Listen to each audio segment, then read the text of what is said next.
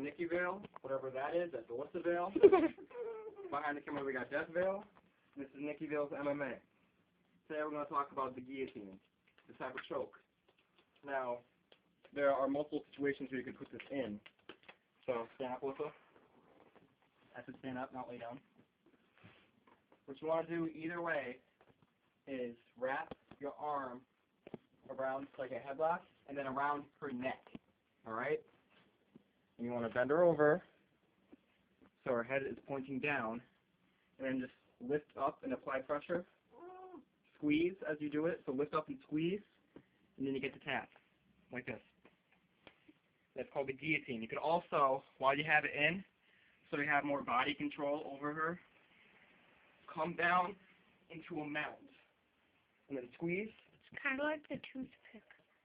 The ice pick, and yeah, that's what it is. Pick. Now that's the guillotine. Now how are you going to get out of the guillotine?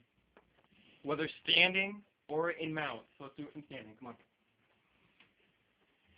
Your piece I wrote this in. Whatever.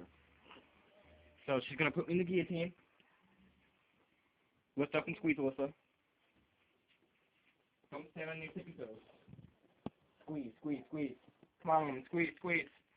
So what I'm going to want to do, because she's really weak and it's not hurting me whatsoever, is what I'm going to want to do is look up. Get my eyes into it and everything. Look up towards the ceiling. Now see how that gives me all this extra space, whereas if I was tucked in, she could choke me.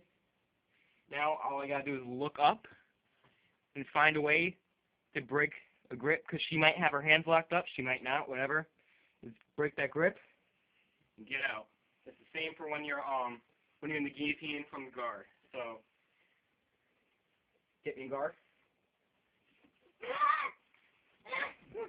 I have to do everything myself.